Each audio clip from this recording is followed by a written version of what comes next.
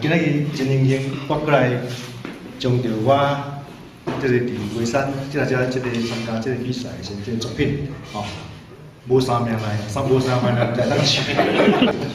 这首诗，我先用即个台语来甲朗读一遍，天然美景万山行，鸟语啾啾闹太平。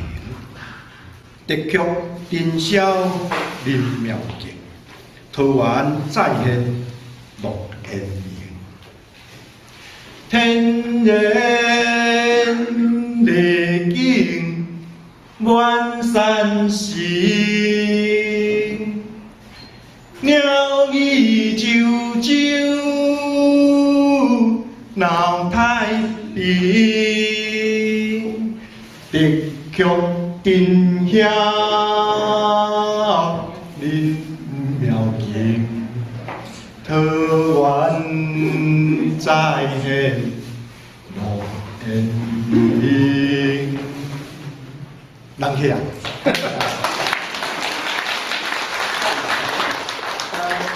有破我声，有破我声，无我就比较注意。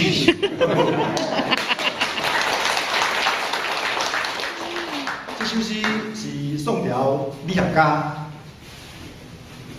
陈浩听好所作的一首诗。伊作诗的这个时间，拄啊伊伫这个山西省分关做这个医部，是咱即马就是可能是属于类似咱关内的秘书，这个职位的时阵所做。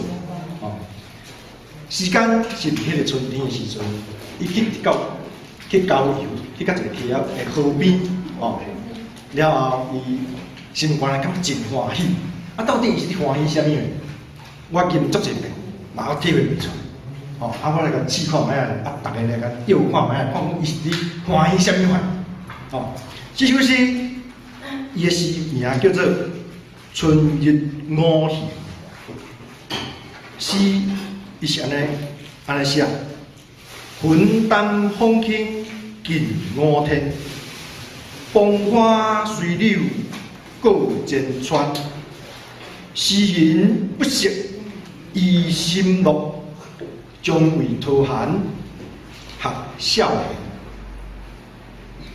云淡风轻近五天，风花随柳过涧川。诗人不识。依心乐，将为桃寒学少年。